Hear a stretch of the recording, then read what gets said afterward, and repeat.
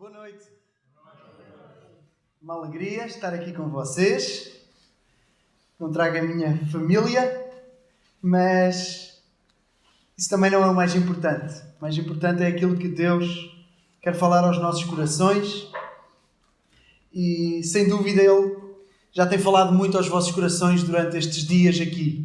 Felizmente, não posso acompanhar, não pude acompanhar, mas acredito que Deus tenha falado muito. É o que esperamos para hoje também, que Deus, na sua misericórdia, na sua graça, continue a falar aos nossos corações, continue a edificar o seu povo, a desafiar o seu povo, a animar o seu povo.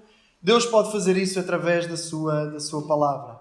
Uma alegria também celebrar no bom sentido e levarmos as mãos e os olhos ao céu e agradecer a Deus, não pelos homens, não pelos méritos humanos, mas pela mão dele e pela obra dele aqui durante estes 78, não é? 78 anos aqui no Silveiro. E também um privilégio, não só expor a palavra, como falar dela. É um tema querido, mas é um tema bem desafiante, porque quem tem capacidade para falar sobre isso? Eu não tenho, certamente, mas buscamos a ajuda de Deus para que nos ensine mais, nos fortaleça mais naquilo que nós já queremos. É assim que esperamos. É assim que esperamos. Bem, vocês estão a terminar uma série sobre os atributos da palavra, das Escrituras. Falaram da autoridade, falaram da necessidade, da clareza e hoje da suficiência, certo? Estamos a terminar então. Suficiência. E eu primeiro queria começar por aquilo que não quer dizer. A palavra de Deus é suficiente, mas isso não quer dizer, por exemplo, que todo o conhecimento esteja contido nela. Por exemplo, se nós quisermos aprender a pilotar um helicóptero, a palavra de Deus não nos ensina a pilotar um helicóptero. Então, dizermos que a palavra de Deus é suficiente não quer dizer que nós acreditemos que todo o conhecimento do mundo ou todo o conhecimento possível esteja contido na palavra de Deus, porque a palavra de Deus não se propõe falar sobre tudo. Não se propõe a isso. Também não quer dizer que nós só devamos ler e considerar as Escrituras. A própria palavra diz: examinai tudo, retendo o bem. Primeira carta de Paulo aos Tessalonicenses, capítulo 5, verso 21. Nós fazemos e devemos fazer uso de outras fontes e formas de conhecimento. Nós fazemos isso constantemente. Nós lemos jornais, nós lemos manuais de instruções, pelo menos alguns. Eu não costumo ler, mas depois dão-me mal, muitas vezes. Mas utilizamos-los. Pelo menos parte de nós, parte dos homens, uma parte não. Usamos e lemos a bula dos medicamentos. Espero que todos o façam. Eu, como tão poucos, não leio, que o Benuron não é preciso ler, praticamente, nós sabemos. Mas lemos a bula dos medicamentos, ou outros livros, outros escritos. A própria palavra cita poetas da época, de Paulo, por exemplo. Paulo faz citação de poetas da sua época. Nós usamos, sim, para a nossa vida, outras formas e outras fontes de conhecimento.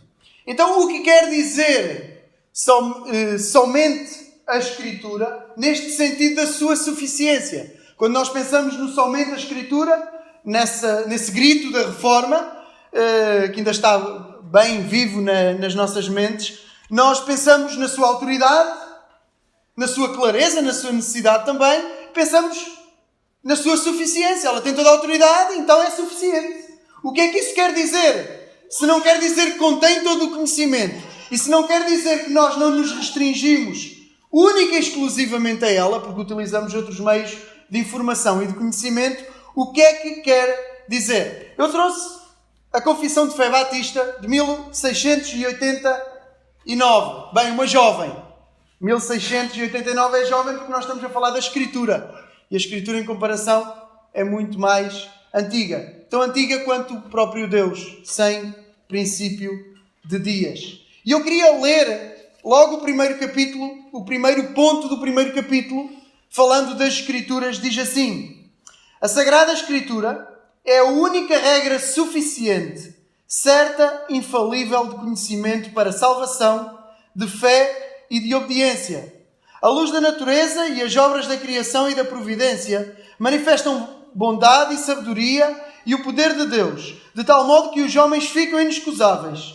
Contudo, não são suficientes para dar o conhecimento de Deus e de sua vontade que é necessário para a salvação. Por isso, em diversos tempos e por diferentes modos, o Senhor foi servido de revelar-se a si mesmo e declarar a sua vontade à sua Igreja. E para a melhor preservação e propagação da verdade e o mais seguro estabelecimento e conforto da Igreja contra a corrupção da carne e a malícia de Satanás e do mundo, foi igualmente servido de fazer escrever por completo todo esse conhecimento de Deus e revelação da sua vontade necessários à salvação, o que torna a Escritura indispensável, tendo cessado aqueles antigos modos em que Deus revelava a sua vontade ao povo. Então, diz-nos logo no início que é a única regra suficiente, certa e infalível de conhecimento para a salvação, para a fé e obediência. Nós podemos resumir isto a 2 pontos: para a salvação e para toda a nossa vida com Deus. Ou até podemos ainda resumir mais: para a salvação e para a nossa santificação. Para tudo o que diz respeito a como é que eu posso chegar a Deus e ser salvo, e tudo o que diz respeito a como eu posso depois caminhar com Deus depois de salvo. Tudo o que diz respeito à salvação e santificação, ou salvação e obediência, ou salvação e fé. Tudo o que diz respeito a como um homem ou uma mulher podem chegar a um relacionamento pessoal com Deus, como podem chegar a um ponto de se acharem seguros e salvos, e como daí em diante podem viver. Nós podíamos detalhar cada ponto da salvação, podíamos falar do conhecimento de Deus, é suficiente para isso. O conhecimento de quem nós somos, o nosso pecado, é suficiente para isso. O conhecimento de Jesus, o Salvador, o Mediador, é suficiente para isso. Podíamos também falar da vida e dividir da nossa vida com Deus, toda a nossa caminhada com Deus, a nossa peregrinação. Podíamos falar de fé, de obediência, de adoração, de testemunho, de tentação. Podíamos dividir mais, mas vamos ficar com estes 2 pontos. Ela é suficiente neste sentido. Não há nada que possa nos revelar o caminho para sermos salvos. O caminho de um homem e de uma mulher para a salvação. E não há nada que possa apontar para o caminho após o nosso encontro com Deus.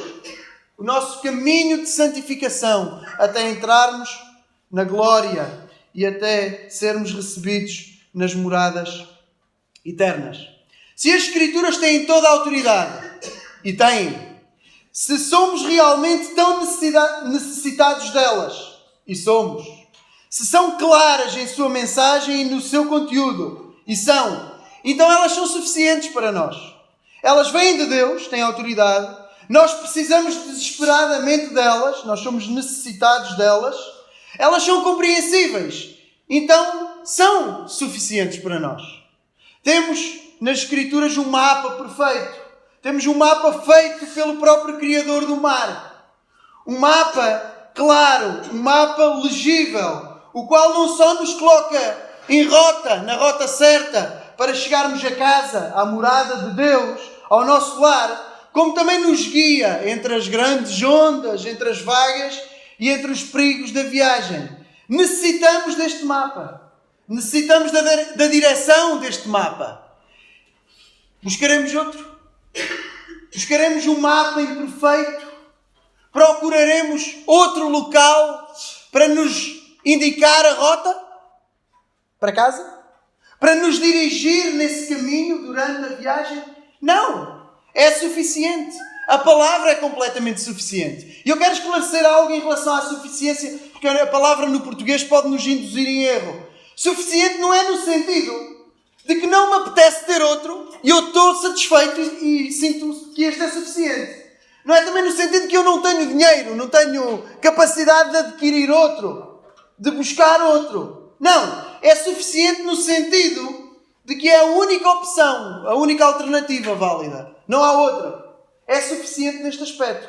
É suficiente no sentido de ser único.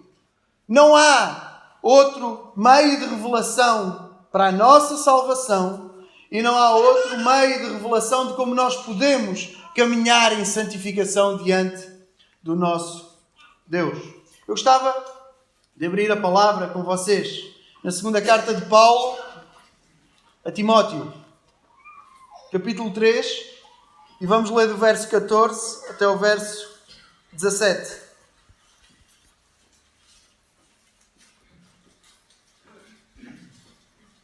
Não há relógio? Pensar que estava sábado.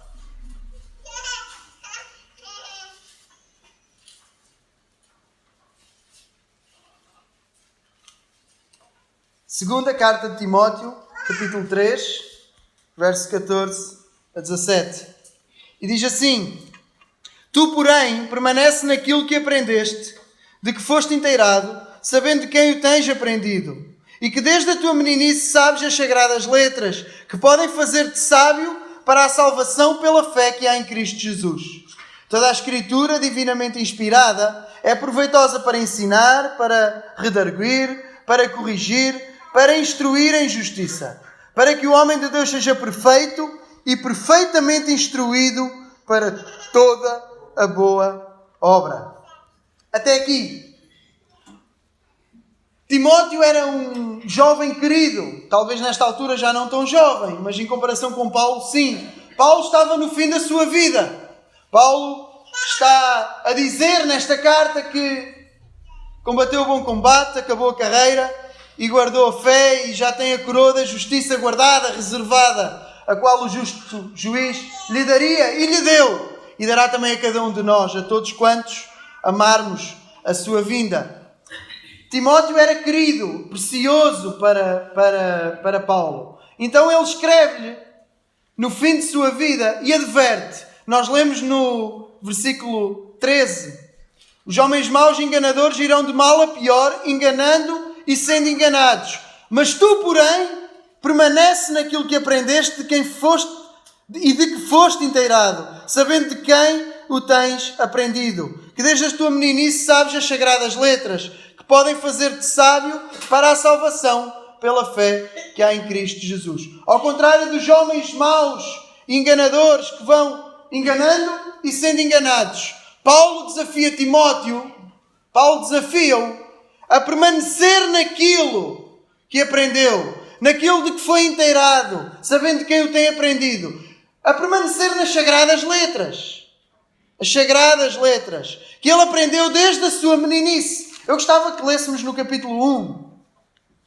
As sagradas letras que ele aprendeu desde a sua meninice. E queria que lêssemos a partir do verso 2. A Timóteo, a quem é dirigida a carta: Meu amado filho, graça, misericórdia e paz da parte de Deus, Pai, e da de Jesus Cristo, Senhor nosso. Dou graças a Deus, a quem desde os meus antepassados sirvo com uma consciência pura, de que sem cessar faço memória de ti nas minhas orações, noite e dia, desejando muito ver-te, lembrando-me das tuas lágrimas, para me encher de gozo, e recordar a fé não fingida que em ti há, a qual habitou primeiro na tua avó Loide, na tua mãe Eunice, e estou certo de que também habita em ti. A palavra que desde a meninice Timóteo tinha aprendido, tinha no seu coração, a qual, segundo Paulo, pode fazer-te sábio para a salvação. Eis o nosso primeiro ponto. As quais Escrituras podem fazer um homem e uma mulher sábios para a salvação. Podem indicar-lhe o caminho para a salvação. Palavra que ele aprendeu desde a sua meninice, pela qual ele chegou à fé. Fé que ele tem, a qual habita nele, a qual primeiro habitou na sua avó Loide e na sua mãe Eunice. Certamente veículos de Deus para levar a palavra a Timóteo. E aqui, antes de entrarmos neste primeiro ponto com mais profundidade, eu queria fazer uma pequena nota, um pequeno parênteses para os pais e para os avós aqui. Quem seria Timóteo se não fosse Loide e se não fosse Eunice? Se não fosse Loide e se não fosse Eunice? Quem seria Timóteo? Provavelmente nunca tinha chegado à fé. Provavelmente nunca tinha sido companheiro de viagem de Paulo. Eis aquilo que nós queremos levar aos nossos pequeninos. As Sagradas Escrituras. Queremos ensiná-los desde a meninice. Queremos ensiná-los em nossas casas. Mas devemos também querê-los ensinar aqui, na igreja. E quando digo aqui, digo nos trabalhos paralelos que a igreja faz com as crianças, certamente, aqui no Silveiro, eu sei que sim, mas queremos também ensinar aqui desde o púlpito. Eu quero fazer isso. As crianças têm uma palavra que para elas é suficiente também, que para elas vem de Deus também, é a voz de Deus, tem autoridade, que para elas é cheia de urgência, é necessária para vocês, é necessária para os pequeninos. Estou a ver 2 aqui à minha frente. E ela é clara para vocês também. É clara, os pequeninos podem percebê-la. Podem entendê-la, certamente não na mesma dimensão que nós mais velhos, mas podem entendê-la. Ela é clara. Ela vem de Deus. Ela transforma corações maiores, mais crescidos e mais endurecidos também. E corações mais pequeninos. Ela é necessária para todos, do mais pequenino ao mais velho. E este é um desafio que indiretamente a Escritura faz quando Paulo cita a mãe e a avó de Timóteo. Esta deve ser a nossa preocupação. Levar as Escrituras às nossas crianças, em nossas casas, em nossas famílias e mesmo aqui. Não há outra coisa que seja importante saberem. Os antigos, quando a escolaridade não chegava a todos, ensinavam quem podia seus filhos, seus familiares a lerem por causa das Escrituras. Os pais conheciam a fé, certamente, naturalmente. Para que os filhos de bem cedo, desde a meninice, como Timóteo, pudessem ler, compreender e chegar à fé. Bem, este é o nosso primeiro ponto. O verso 15 diz: podem fazer-te sábio para a salvação pela fé que há em Cristo Jesus. É a palavra que pode tornar uma criança ou um adulto sábio para a salvação pela fé que há em Cristo Jesus. Não há outro meio. O único meio, o único mapa que nos coloca em rota, em direção a casa, em direção a um porto seguro, o único meio de revelação para a nossa salvação suficiente é a Escritura. Não há outro. Não há outro. E continuando, permitam-me a tónica que estávamos a ter das nossas crianças. Hoje os pais importam-se com tudo e mais alguma coisa em relação aos filhos. E em parte é bom. Em parte é muito bom. Mas passa a ser mau quando toda a preocupação se sobrepõe àquilo que é espiritual e àquilo que conta para toda a eternidade. Nós preocupamos-nos com tudo e mais alguma coisa em relação aos nossos filhos. Se os ensinos e os estudos estão bem, e é importante. Se a alimentação está bem, e é importante. Se a saúde está bem, e é importante. Se tem hobbies, está entretido, e pode ser importante. Tudo e mais alguma coisa. E por aí podíamos continuar. E da infância passa para a adolescência e juventude. E todos os pais, todos os avós, toda a família se preocupa com 1001 coisas. Com 1001 coisas humanas, que têm o seu lugar, obviamente, mas que assumem quase que uma preponderância total. Não é estranho para qualquer pessoa hoje, devia ser estranho para nós, que as nossas crianças, os nossos adolescentes, os nossos jovens se privem da igreja, se privem da comunhão dos santos, se privem da palavra, se privem da oração, se privem da comunhão, em troca de outras coisas. Mesmo que seja ouro e prata, pode não enferrujar aos meus olhos aqui, mas já a luz da eternidade enferruja também. Vai! Passa! A palavra permanece para sempre. E esta é a palavra que pode tornar uma pessoa sábia para adquirir tesouros eternos. Tesouros que não cessam. Tesouros que não acabam. Então, temos que dar a palavra uns aos outros. Às nossas crianças e uns aos outros. Não temos outra coisa para dar. Não há outro sítio onde uma pessoa possa encontrar salvação.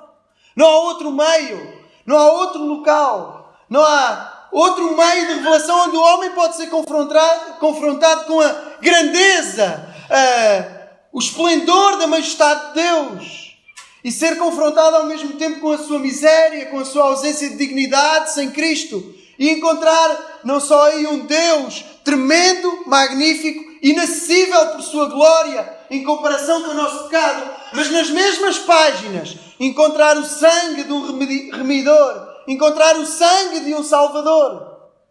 Não há outro meio de revelação. Não há outro mapa. Não há outro caminho. Não há outra forma. Então, primeiro ponto que esta passagem mostra em relação à suficiência das Escrituras é que só elas podem, permitam-me acrescentar, fazer-te sábio para a salvação.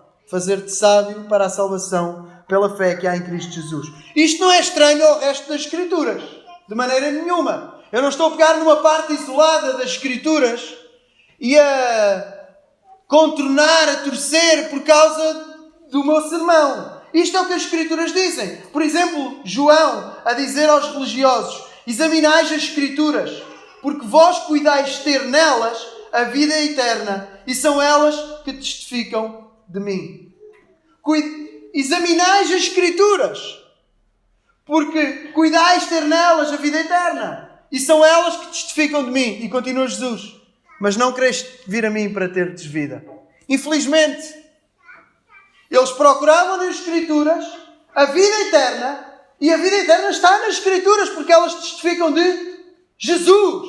E eles, infelizmente, apesar de verem, não viam e não caminhavam para Jesus. Se eles viam, mas não viam, se eles procuravam e não encontravam, por sua cegueira religiosa, o que acontecerá a quem nem sequer procura? O que acontecerá a quem se desvia sequer de procurar e de examinar nelas? Nós podemos condenar toda a religião. Nós podemos dizer e afirmar que obras não salvam, religião nenhuma salva. Ser evangélico não salva. Ser protestante não salva. Ser judeu também não salva. Nunca nenhuma religião salvou. Nós dizemos isto para reforçar que só Cristo salva. Mas temos de ter cuidado, porque a religião, num certo sentido, traz as pessoas para o pé do livro. E nesse sentido, uma pessoa religiosa está mais perto do veículo que leva a Jesus. Pela religião está longe, tão longe como aquele que mergulha no lamaçal da impiedade, da imoralidade. Religião é outra forma de orgulho e de satisfação fora de Deus. Mas a religião que tem um livro, se tiver o livro, traz para o pé da pessoa o único meio de revelação. Nós ensinamos às nossas crianças também religião, num certo sentido, porque elas começam a aprender de nós antes de terem capacidade de se converterem e de perceberem tudo. Mas preparamos a criança no caminho para quando crescer não se desvie dele. Disse Jesus: examinai as Escrituras, porque vós cuidais ter nelas a vida eterna. Queria que abrissem comigo. Esta eu citei, estava em João capítulo 5, verso 39. Mas eu queria abrir agora em Romanos.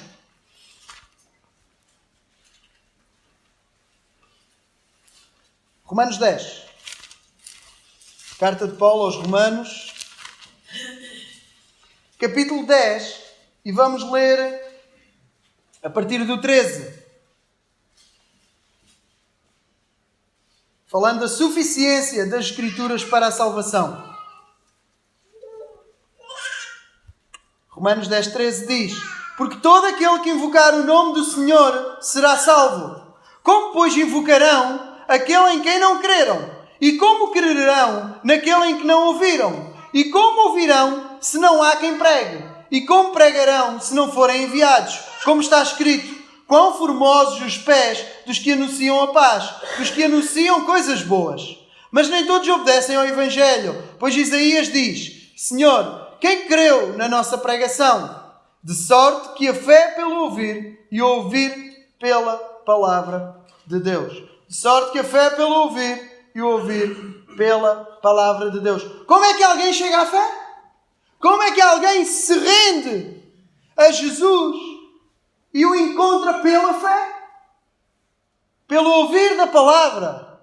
Pelo ouvir da palavra. E se houver dúvidas, nós temos a passagem toda para trás, que nos diz: como é que vão crer se não ouvirem? Como? Como?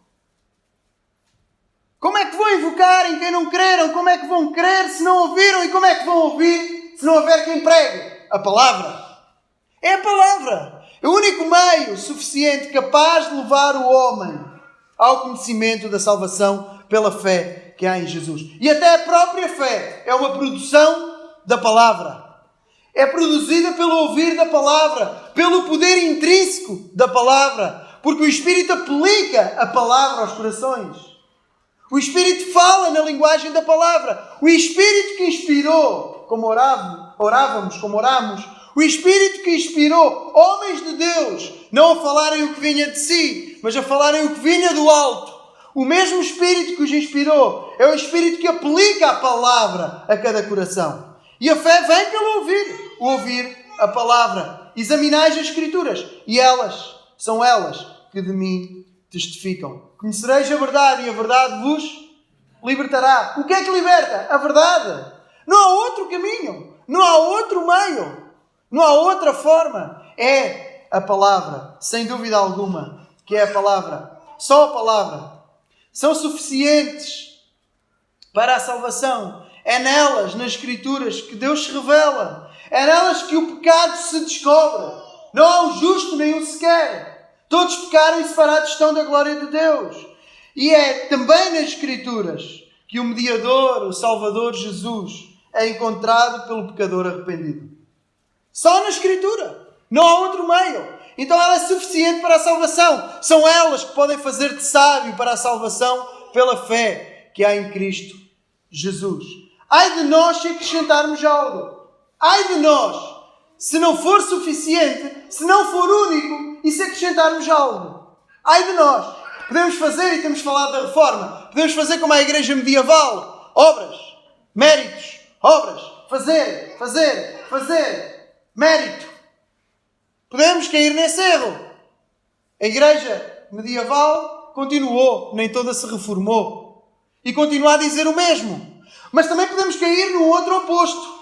Podemos cair no oposto que hoje o Ocidente cai. Em vez de acrescentar obras, acrescentamos facilidades, prosperidade, estratégias humanas, entretenimento, etc. Somente as Escrituras. A Escritura é suficiente. E quando acrescentamos, na realidade não acrescentamos, diminuímos. Este é o grande problema. É quando nós acrescentamos, estamos a tirar tudo. Estamos a tirar o poder que só a palavra tem. Estamos a tirar a luz que só ela tem. A luz que ilumina o caminho. Com a luz da palavra há possibilidade de encontrar caminho. Sem a luz da palavra não há possibilidade de encontrar o caminho. Nem o caminho largo. Por isso é que no caminho largo se anda aos tropeções. Quanto mais o caminho estreito e a porta estreita. Como se encontrará sem a palavra a porta estreita? Como se encontrará cada curva? Como se contornará cada obstáculo? É impossível. Somente as Escrituras. Este nosso mapa perfeito. O nosso texto continua. E vamos passar ao segundo ponto. Eu queria que fossem novamente para a segunda carta de Paulo a Timóteo. E queria que nós lêssemos a partir do 16. Nós parámos no 15. 14 e 15, particularmente o 15, ênfase na suficiência da Escritura na salvação. E agora, o 16 e o 17. Toda a Escritura, divinamente inspirada, é proveitosa para ensinar, para redarguir ou exortar, para corrigir, para instruir em justiça, para que o homem de Deus seja perfeito e perfeitamente instruído para toda a boa obra. A palavra inspirada, a palavra de Deus, ela é proveitosa, ela é útil. Para quê? Para ensinar, para exortar, para corrigir, para instruir em justiça. Já estamos a falar do caminho depois da salvação. Já estamos a falar de santificação. Já estamos a falar daquele que encontrou o caminho para casa e agora tem um caminho apertado, estreito, como dizíamos. Já passou pela porta estreita. Passou por causa da palavra. E agora como caminhará no caminho estreito? Com a palavra na mão, a iluminar-lhe o caminho. Ela é proveitosa. Ela é útil. Só ela pode ensinar. Só ela pode exortar, porque é preciso. Só ela pode corrigir, porque nós necessitamos. Só ela pode instruir cada um de nós e nós podemos usá-la para instruir outro. Para que o homem de Deus seja perfeito e perfeitamente instruído para toda a boa obra. Para que o homem esteja apto, equipado, qualificado para toda a boa obra, diz o verso 17. Há pouco enfatizámos o 15, agora eu quero enfatizar o 17. Para que o homem de Deus esteja perfeitamente instruído para toda a boa obra, para que o homem de Deus esteja capacitado a tudo no caminho da fé. Toda a boa obra é toda. Toda é toda. Certo? Toda. Quem é que gostaria de agradar a Deus em tudo? Em toda a boa obra. Os crentes todos não o fazem, mas gostariam. Um coração regenerado não deixa de pecar, mas quer deixar de pecar. Um novo convertido, um novo nascido, tropeça e cai, mas não quer tropeçar e cair. Nós gostávamos. Como é que é possível? Com o mapa. Com o mapa. O mapa perfeito. Para toda a boa obra, queres agradar a Deus em tudo? Tens a palavra de Deus. Ela pode instruir-te para toda a boa obra. Absolutamente toda. Como é que Jesus orou ao Pai a nosso respeito? A respeito dos discípulos? E disse ele, não oro só por estes, mas por aqueles que por a palavra destes hão de crer em mim. Vocês têm estudado o Sermão do Cenáculo aqui há pouco tempo.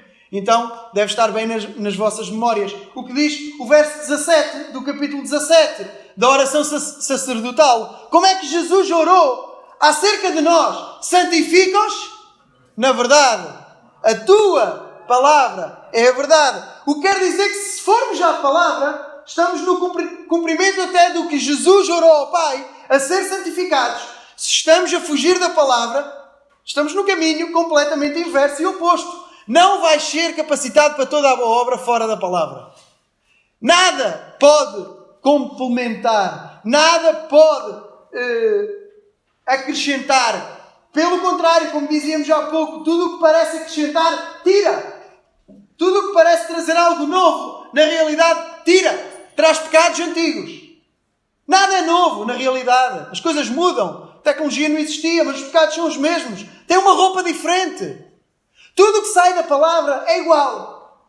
As pessoas são as mesmas. Têm a mesma necessidade de salvação. A palavra é suficiente para isso. Têm a mesma necessidade de caminhar com Deus depois de salvas. E a palavra é suficiente para isso. A tentação é a mesma. Usa roupas diferentes.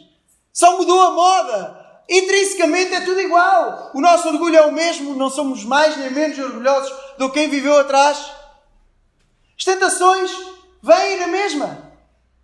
E só a palavra de Deus é suficiente para tu estares apto a agradar a Deus. Equipado, qualificado para lhe agradar, para fazer a sua vontade. Eis porque é que o Samuel e vocês tropeçam tanto. Porque nós não estamos cheios da palavra como devíamos. Eis porque as nossas vidas são como são. E podiam ser muito melhores. Eu não conheço a vida de muitos de vocês. Aliás, não conheço a vida de ninguém. Na realidade. Tem aqui várias pessoas que eu admiro muito. Mas mesmo essas que eu admiro muito, precisam viver melhor. Podem viver melhor. E porquê é que não o vivem?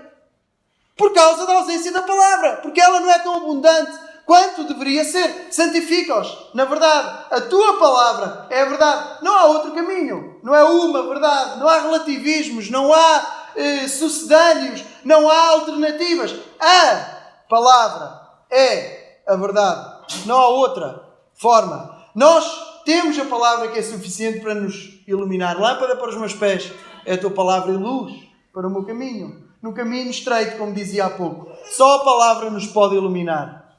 É o mapa perfeito que conhece cada onda gigante, cada ilha minúscula. Se quiseres guiar tu o barco, se quiseres ser tu o piloto, vais tropeçar segundo sim. Se a palavra for o guia, se a palavra iluminar, se a palavra trouxer discernimento, tu podes não ser perfeito aqui, que não há perfeitos, mas podes levar a bom porto, de forma completamente diferente, o teu barco, porque dás o controle àquele que o deve ter. Jesus, Ele é a palavra. A palavra é completamente única, tão única que se confunde com Jesus. Jesus é a palavra encarnada. E se vamos para Apocalipse, é o seu nome também. No início era o Verbo, diz João, começa assim. O Verbo estava com Deus e o Verbo era Deus. Jesus é a palavra. Por isso eu dizia que é eterna, sem princípio e sem fim. O livro não, mas a palavra é. A Escritura é suficiente para nós, para salvação e para nos guiar. Queres ser santo? Queres ser santo nesse caminho, guiado por Deus? Vai até à palavra. Queres estar apto a servir, a obedecer, a praticar a obra que Deus te dá para fazer? Vai até à palavra. E aqui repito o que disse há pouco. Ai de nós se acrescentamos alguma coisa. Ai de nós. Se há pouco dizíamos que se acrescentamos obras, ou acrescentamos méritos, ou acrescentamos facilidades, prosperidade, e corrompemos o Evangelho e deixa de ser Evangelho, deixa de ter poder para salvar todo aquele que crê, porque as pessoas deixam de crer, ou se passam a esforçar, ou passam a invejar ter aquilo e aquilo. Se dissemos isso há pouco, agora dizemos o mesmo. Ai de nós, se para a vida que temos a viver com Deus e uns com os outros, nós permitirmos que a palavra não seja suficiente. Ai de nós, se formos buscar a outras fontes. Ai de nós. Isto podíamos gastar a noite toda em exemplos. Com quem vamos aprender sobre família? Com o mundo. O mundo não sabe o que é que há a dizer sobre a família. O mundo sabe o que é que há a dizer sobre a família. Destruição à família. É o que este governo quer fazer. Acabar com toda a noção da verdadeira família. É o que em Portugal se quer fazer. E não estamos num país assim tão especial. Mas suficiente especial para ir à frente naquilo que devia estar atrás.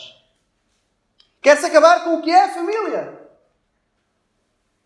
Querem-nos ensinar sobre o quê? Nós queremos aprender com quem sobre a família? Sobre casamento, sobre relacionamentos, sobre a educação dos nossos filhos.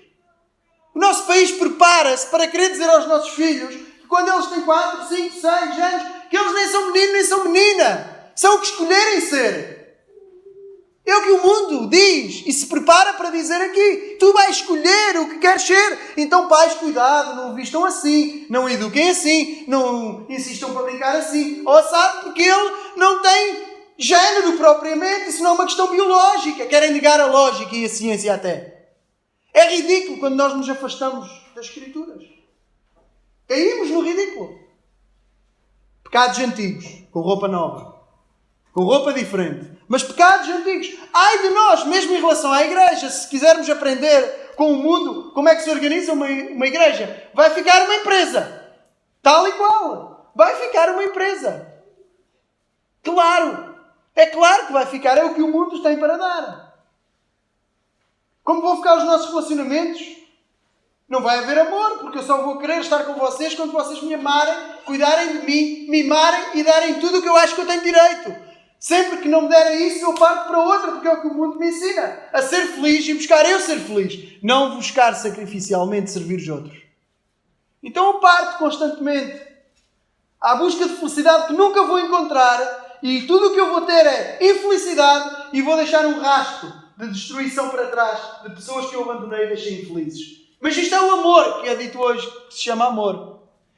Nós não podemos aprender acerca de nada que tenha a ver com fé, com a vida com Deus e com a vida uns com os outros. Fora.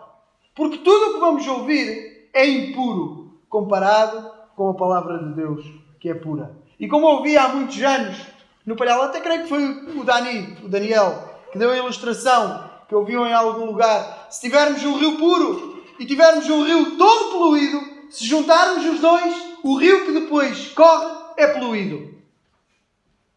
É poluído. Não é meio poluído, é poluído.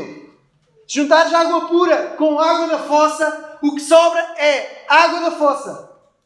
É poluído o rio que segue da junção dos dois.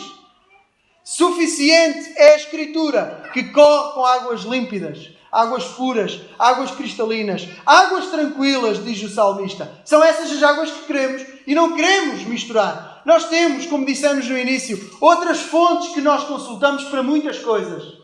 Eu gostava de saber conduzir um helicóptero. Gostava mesmo. Gostava de aprender. Gostava de ler os manuais de instruções para a minha mulher não se zangar comigo quando eu não consigo montar as coisas. À primeira. Sou teimoso. Claro que temos que fazer uso dessas coisas. Claro que fazemos graças a Deus porque dá sabedoria aos homens. Para 1001 coisas que nós consultamos. Mas quando o assunto é vida com Deus, vida da fé, caminhada, uns com os outros, com Deus, aí para tudo. A palavra é suficiente. Isto quer dizer que ela é única. para a salvação e para o nosso caminhar com Deus. Eu não sei quanto tempo tenho, mas como não sei, vou continuar. Então, eu queria ler 2 textos. Na realidade, eu vou pedir para lerem. Eu queria que nós víssemos o contraste entre ficar com a suficiência das Escrituras ou não ficar com a suficiência das Escrituras.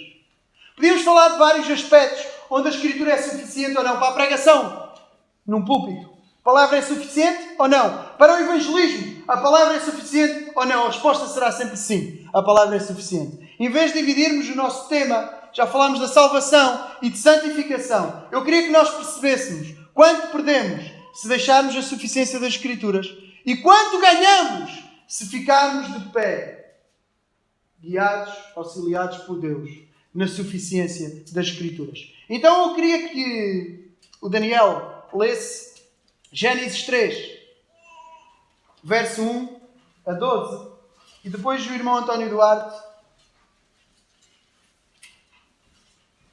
lesse Mateus 4, 1 a 11.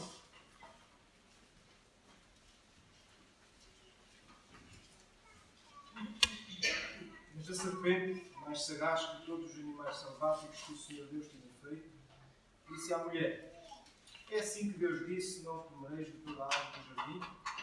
Respondeu-lhe a mulher: do fruto das árvores do jardim podemos comer, mas do fruto da árvore que está no meio do jardim, disse Deus, dele não comereis nem tocareis nele, para que não morrais. Então a serpente disse à mulher: é certo que não morrereis, porque Deus sabe que no dia em que dele comerdes, se vos abrirão os olhos, e como Deus sereis conhecedores do bem e do mal.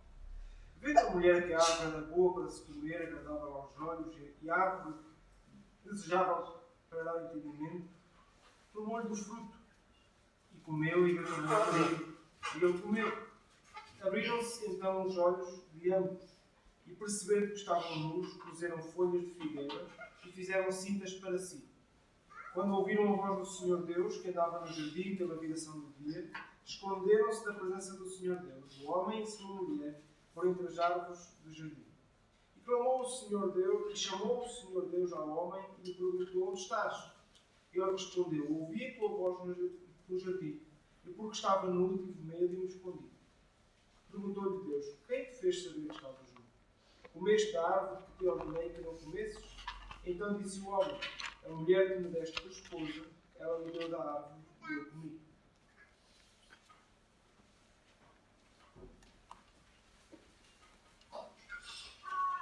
Foi Jesus levado pelo Espírito ao deserto para ser tentado pelo diabo. E depois de jejuar 40 dias pelos joelhos, esteve fome. Então o tentador, aproximando-se, lhe disse: se és filho de Deus, manda que estas pedras se transformem em pães. Jesus, porém, respondeu: está escrito, não só de pão viverá o homem, mas de toda a palavra que procede da boca de Deus. Então o diabo levou à cidade santa, colocou sobre o pináculo do templo e lhe disse: se és filho de Deus, atira-te abaixo, porque está escrito: aos seus anjos ordenará teu respeito e te guardem, e eles te sustentarão nas tuas mãos, para que não tropeces em alguma pedra. Respondeu Jesus: também está escrito: não tentarás ao Senhor teu Deus. Levou ainda o diabo ao monte muito alto, e mostrou todos os reinos do mundo e do poder de Deus, e lhe disse: tudo isto te darei se te buscar e me adorares. Então Jesus lhe ordenou: retira-te, Satanás, porque está escrito: ao Senhor teu Deus adorarás, e só a Ele darás tudo. Por isto o deixou o diabo, e este vieram os anjos e subiram. 2 episódios completamente diferentes. Nós temos Adão e o novo Adão. Adão e o novo Adão. Adão e Jesus. E eu quero que nós rapidamente pensemos até em todos os atributos. Tinha autoridade a palavra? Claro que tinha. No jardim ela veio de Deus. Deus verbalmente disse a Adão e Eva para não se comer. No episódio de Jesus e o tentador, nós estamos a falar de tentação. Num caso e noutro. E isto também não só nos mostra a diferença entre ficar com a suficiência das Escrituras e ganhar e perder quando a abandonamos, como nos mostra também como passar sem cair na tentação. Porque há uma diferença clara. Ficar só com a Escritura, se ela for suficiente, ou não. Ambos os episódios ensinam todos os atributos das Escrituras. Ela tinha autoridade? Claro que tinha. Foi Deus que disse a Adão e a Eva: não comerás. Foi Ele que disse: no dia que comeres, certamente morrerás. Foi Ele que disse. No episódio de Jesus com o tentador, quando foi tentado, Jesus também disse: nem só de pão viverá o homem, mas de toda a palavra que sai da boca de Deus. Tem autoridade. Sai da boca de Deus. Sai da boca de Deus. Ela era necessária à palavra. Ensina nos episódios que ela é necessária. Claro que sim. Acabei de falar de Jesus. O versículo que ele cita. Não é só de pão que nós vivemos. O pão, comer, fisicamente falando, é suficiente para vivermos. É suficiente. Para vivermos espiritualmente, também a palavra é suficiente. A palavra, a mesma palavra que sai da boca de Deus. Que Jesus não abandonou do princípio ao fim. Ela era suficiente? Claro que era. Enquanto ela estivesse, eles estavam no jardim. Enquanto ela não fosse quebrada, enquanto ela não fosse desobedecida, eles viviam com Deus, em comunhão com Deus no jardim. Claro que ela era necessária. Claro que atentar para ela era obviamente urgente e necessário. Era claro? Era claro? Será que era claro? Claro! Claro que era, permitam-me repetir. Claro que era. Não comerás. Qual é a dúvida? Não comerás. Porque no dia que dela comeres, certamente morrerás. Era claro, não havia dúvida.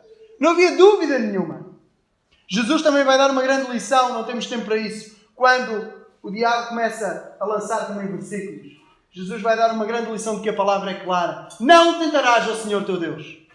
Vai mostrar que a palavra é clara e que não adianta versículos soltos para iludir. Atira-te aqui para baixo. Ele vai te suportar. Não. Não tentarás ao Senhor teu Deus. E ela é suficiente.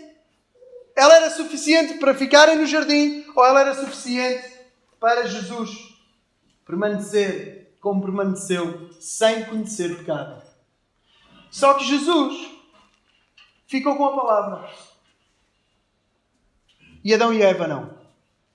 Adão e Eva permitiram que no que toca à relação com Deus, à comunhão com Deus, àquilo que Deus diz, sim ou não, permitiu aprender de outros. Foi assim que Deus disse: não morres. Certamente não morrerás. Deus sabe. Acabámos de ouvir. Deus sabe que no dia que dela comerdes se abrirão os vossos olhos e serão como Deus. Enquanto Jesus o que é que fez? Está escrito, está escrito, está escrito. Porque ela tem autoridade, eu continuo, ela é suficiente. Está escrito, está escrito, está escrito. Do outro lado, uma única ordem tinha dado Deus: não comas desta árvore. Come do resto. Morres quando comeres desta. No primeiro episódio, a Bíblia não era suficiente. A palavra ainda não era escrita, mas a palavra não era suficiente. No segundo episódio, o nosso Salvador, o capitão da nossa salvação, ensina-nos que a palavra é suficiente. Se quisermos ficar de pé na tentação, temos de ter o coração cheio da palavra. Se quisermos caminhar sem constantemente tropeçar, temos de ter o coração cheio da palavra. Ela é suficiente, mas ela tem que estar em nós. Senão caímos constantemente. Jesus estava cheio da palavra. Eis a diferença.